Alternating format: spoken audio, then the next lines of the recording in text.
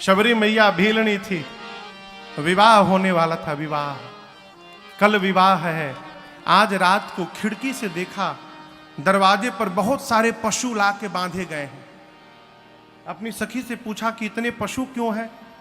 उसने कहा कि कल जो बाराती आएंगे उनको भोजन बनेगा इनको मार के।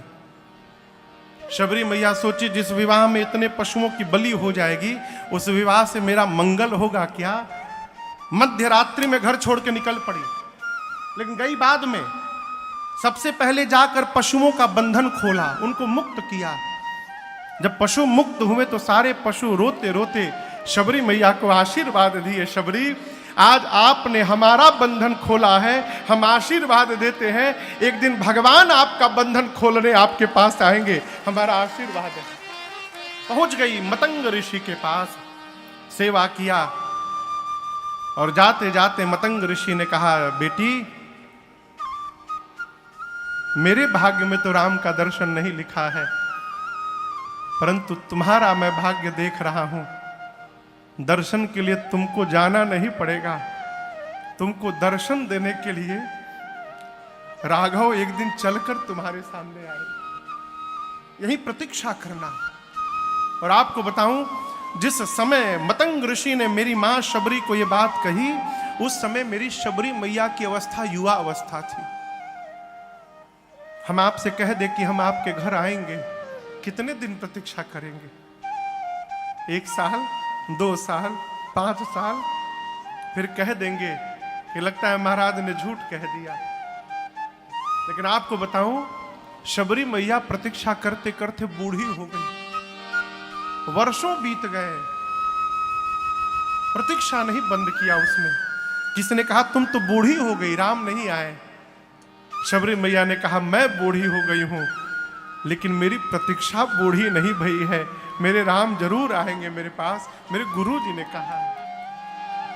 और उस मेरी मां का एक सूत्री कार्यक्रम, अरे रामा रामा रटते रटते बीती रे उमरिया, रामा रामा रटते रटते बीती रे उमरिया, रघुकुल नंदन कब आओगे, रघुकुल नंदन कब आओगे, भिलनी की डगरिया, रामा रामा रटते रटते बीती रे उमरिया, रामा रामा रटते रटते।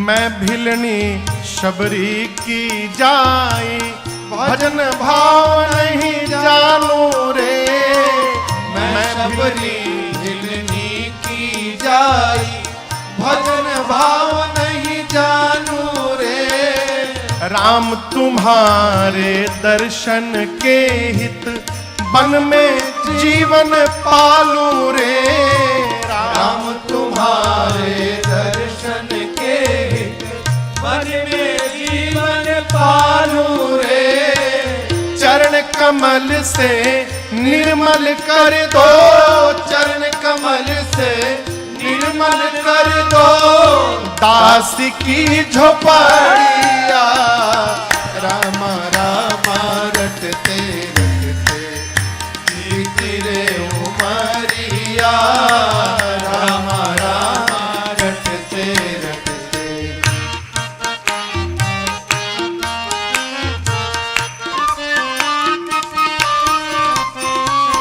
रोज सवेरे वन में जाकर रास्ता साफ कर आती हूँ, रोज सवेरे वन में जाकर रास्ता साफ कर आती हूँ, अपने प्रभु के खातिर वन से चुन चुन के फल लाती हूँ, अपने प्रभु के खातिर वन से चुन चुन के फल लाती हो, मीठे मीठे बेरन से भरी, मीठे मीठे बेरन से भरी, लाई मैं झबरिया, राम राम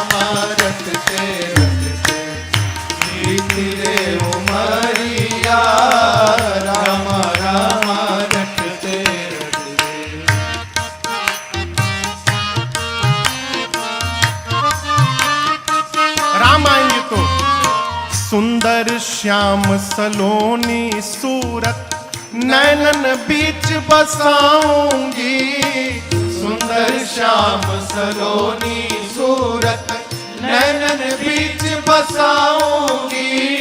पद पंकज की रज धरि मस्तक चरणों में शीश नवाऊंगी।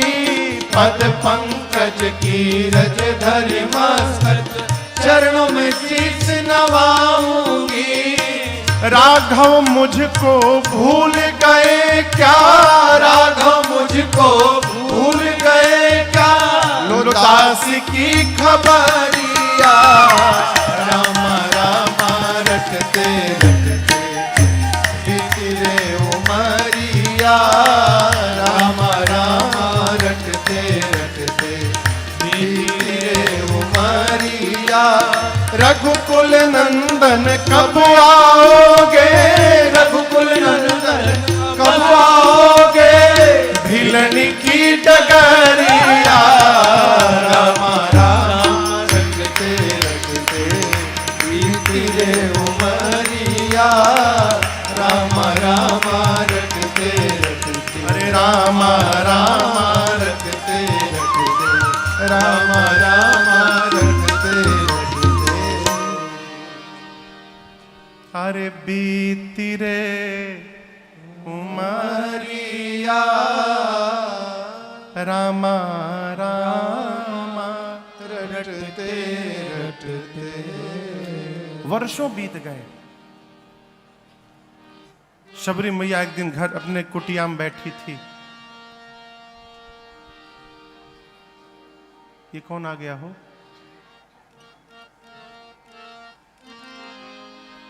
शबरी देखी क्या राम गृह आए। शबरी मैया को दो पुरुष आते हुए दिखाई पड़े। और आपको कहूं, राम जी जब आए दिखाई पड़े तो शबरी मैया को राम जी की याद नहीं आई, अपने गुरु जी की याद आई। जिस जीव के कारण भगवान प्राप्त हो रहे हैं, भगवान से पहले उस जीव को धन्यवाद दिया करिए। आप न होते तो भगवान कैसे दे। शबरी मां को गुरु जी की याद आई। शबरी मैया ने गुरु जी से कहा था, गुरुदेव भगवान आ भी जाएंगे तो मैं पहचानूंगी कैसे। तो गुरु जी ने 5 पहचान के लक्षण बताए थे। कहा था शबरी, पांचों जिसमें मिल जाए मान लेना वो राम जी है। राम जी आ रहे हैं। और शबरी मिलाना प्रारंभ की। पहला लक्षण सरसिज लोचन, दूसरा बाहु विशाला, तीसरा जटा मुकुट सिर, चौथा उर बनमाला। कमल के पंखुड़ियों के समान नेत्र होगा। शबरी बोली बिल्कुल वैसा ही दिख रहा है। अजान बाहु होंगे, घुटने से नीचे तक उनकी भुजा होगी। शबरी मैया ने हाथ देखा, रे लंबे लंबे हाथ है, 2 मिल गए। तीसरा कहा था सिर पे जटाओं का मुकुट होगा, अरे बस 3 मिल गए। चौथा गुरु जी कहे थे गले में बनमाल होगा, तब तक राम जी आ गए। बनमाल उस माला को कहते हैं जो 5 प्रकार के वन के पुष्पों से मिलकर बनी हुई माला, उसकी लंबाई गले से लेकर नीचे पांव तक होती है। राम जी पहने हुए थे। शबरी मैया ने कहा कि भाई साहब आप जो माला पहने हैं, इस माला का नाम क्या है? राम जी बोले माई इसका नाम बनमाल है। शबरी बोली 4 मिल गए, एक बस बचा है। राम जी बोले क्या मिला रही हो? बोली अभी बोलिएगा मत, 5 मिल जाएंगे तब बताऊंगी। गुरु जी 5वां क्या बोले थे हमको स्मरण नहीं आ रहा है। हाँ, गुरु जी कहे थे अकेले नहीं आएंगे, श्याम गौर सुंदर 2 भाई, एक सांवले होंगे एक गोरे होंगे, 2 भाई होंगे। शबरी मैया देखने लगी, सांवले गोरे तो है, भाई है कि नहीं है ये नहीं मालूम। शबरी मैया ने राम जी से पूछा, भाई साहब ये गोरे वाले आपके क्या लगते हैं? राम जी बोले, माई ये हमारा छोट भाई है, ये लक्ष्मण है, हम ही रघुराई है। जैसे शबरी मैया सुनी हो, शबरी पड़ी चरण लपटाई। मेरे रघुनाथ जी के चरणों में मेरी मां शबरी लिपट गई। लपटाई समझते हैं, पतंग उड़ाए हैं, पतंग के धागे को जैसे लटाई में लटाई कहते हैं ना, यहां कुछ और कहते होंगे, उसमें लपेटते हैं, वैसे शबरी मैया भगवान के चरणों में उलझ गई। बार बार उठती हैं, भूल जाती है कि प्रणाम किया कि नहीं किया मैंने, फिर दंडवत करती है। कई बार प्रणाम किया। गुरु जी ने कहा था राम जी आएंगे तो बिठा करके पांव पखारना। सुंदर आसन बिछा करके भगवान को बिठाया और कहा, प्रभु आपकी प्रतीक्षा में कभी रोई नहीं हूं, आंखों में ही इतना जल भरा है जिससे आपके पांव को पखारा जा सकता है, प्रभु आज्ञा प्रदान करिए। भगवान के सिर पर चरणों को, मुसिर को रखकर चरणों पर, और इतना रोई है मेरी मां शबरी कि प्रेम अश्रुओं से ही भगवान के चरणों को पखार दिया। गुरु जी ने कहा था पांव पखारने के बाद कुछ भोजन कराना, कंदमूल फल ला कर दिया। लोग कहते हैं शबरी मैया ने जूठे पेड़ खिला दिए, कहते हैं ना। लगता है आपको कि भगत भगवान को अपना जूठा खिलाएगा? भगवान भले खा लेंगे, भगवान भले खा लेंगे जूठा, लेकिन भक्त जूठा खिलाएगा, ये समझ में नहीं आता। मानस में भी लिखा हो नहीं है कि शबरी मैया ने जूठा फल खिलाया था, लेकिन हम आपको बताएं चखा जरूर था। शबरी जी ने फलों को चखा जरूर था, लेकिन जूठा नहीं था। अब आप कहोगे महाराज चखेंगी तो जूठा क्यों नहीं होगा?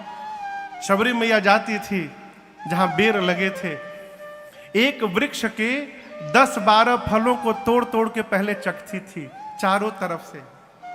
जिस वृक्ष के चारों तरफ के फल मीठे निकल जाते थे, फिर उसी वृक्ष से फलों को तोड़ तोड़ के राम जी के लिए ला के रखती थी। इस प्रकार चख भी लेती थी और जूठा भी नहीं होता था। भगवान प्रेम सहित प्रभु खाए, कैसे खाए? बारंबार बखान। इसका अर्थ, एक बेर उठाते थे राम जी, पाते थे, कहते थे अरे मैया ये तो बड़ा मीठा है। फिर दूसरा उठाते थे, खा के कहते थे माँ ये तो पहले वाले से भी मीठा है। जितनी बार खाते थे उतनी बार प्रशंसा। पूज्यपाद गोस्वामी श्री तुलसीदास जी महाराज विनय पत्रिका में लिखते हैं कि जानत प्रीति रीति रघुराई। पूरे संसार में केवल रघुनाथ जी हैं जो प्रेम की रीति को जानते हैं।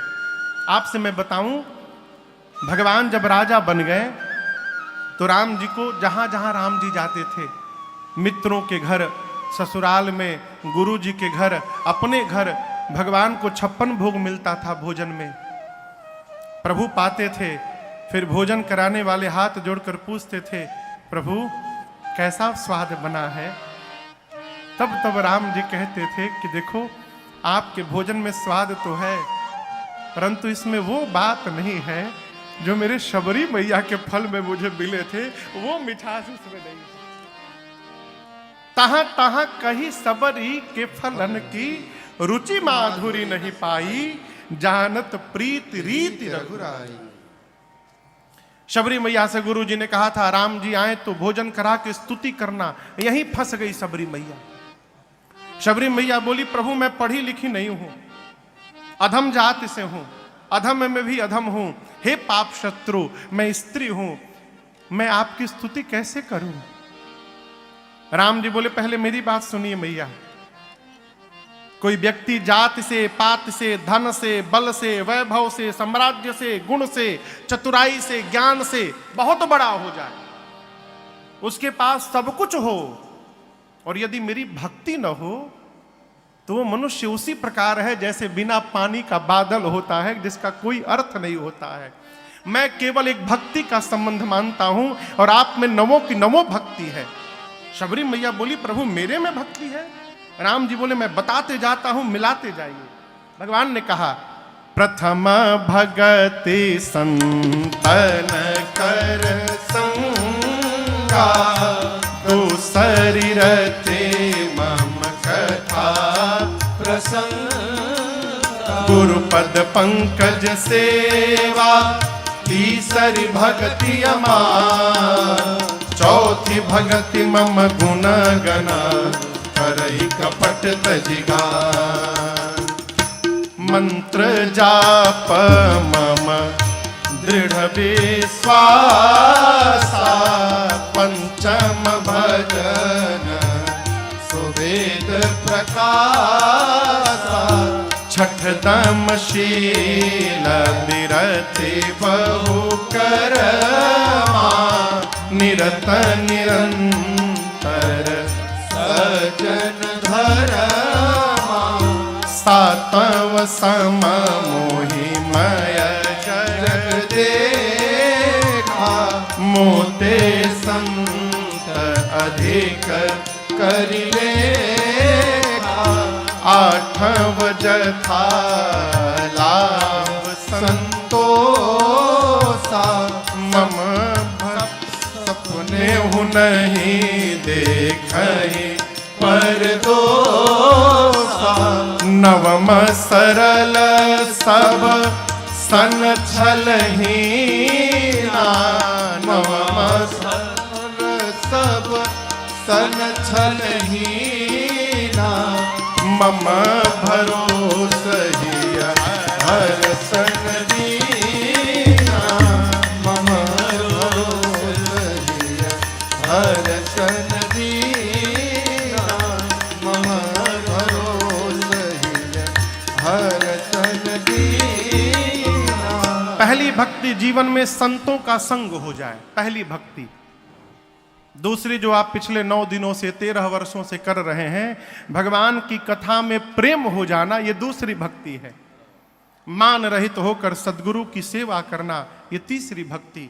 कपट का त्याग करके भगवान का गुणगान करना, गायन करना, ये चौथी भक्ति। विश्वास पूर्वक भगवान के मंत्र का जप करना, ये पांचवी भक्ति। जीवन में समदम से युक्त होकर सज्जनता पूर्वक अपने कर्तव्य का पालन करते रहना, ये छठवीं भक्ति। सबको एक समान देखना, असंत भगवान का सम्मान भगवान से अधिक करना, ये सातवीं भक्ति है। धर्म पूर्वक जितना लाभ हो रहा है उसी में संतुष्ट रहना और कभी किसी के दोष की स्वप्न में भी चर्चा न करना, ये आठवीं भक्ति। जीवन में सरल हो जाना, सहज हो जाना, भगवान के भरोसे हो जाना, ये नवीं भक्ति है। यही 9 प्रकार की भक्ति है। एक बात याद रखिएगा, कुछ भी होना सरल है, सरल हो जाना सरल नहीं है, ये बहुत कठिन है। हमारे एक अयोध्या के साधु कहते थे, बाबू सरल कौन, जिसके हृदय में स से सीता जी, र से राम जी और ल से लक्ष्मण जी सर्वकाल विराजमान है, वो जीव सरल है, वो सरल है। भगवान ने 9 धा भक्ति सुनाई, कहा शबरी 9 में से एक भी जिसके पास हो वो मुझे प्रिय नहीं है। आप कहोगे ये क्या कहे महाराज, सत्य में राम जी कहते 9 में से एक भी जिसके पास है वो मुझे प्रिय नहीं है, वो मुझे अति प्रिय नहीं है, वो मुझे अतिशय प्रिय है, ये मेरा वचन है। एक भाषा में कहे तो भगवान प्रिय, प्रेम किसको करते हैं? सबको प्रेम करते हैं। अति प्रेम किसको करते हैं? तो जो अयोध्या में रहते हैं उनको अति प्रेम करते हैं। अति प्रिय मोहि यहाँ के बाबा से। भगवान अतिशय प्रेम किसको करते हैं? तो मेरी किशोरी मैया की। जनक सुता जग जननी जानकी, अतिशय प्रिय करुणा निधान भगवान कहना चाहते हैं 9 में से एक भी भक्ति जिसके पास है उसको मैं उतना ही प्रेम करता हूं जितना किशोरी जी को प्रेम करता हूं। ये भगवान के श्रीमुख वचन है। शबरी मैया से भगवान ने कहा आप में तो 9 की 9 भक्ति है। सीता जी के बारे में जानती हैं? शबरी मैया ने कहा मेरे गुरुदेव ने कहा था राम जी जब पूछे तो कहना कि पंपा सरोवर जाएं वहां सुग्रीव जी से भेंट होगी। शबरी मैया को गति देकर भगवान आगे बढ़े, पंपा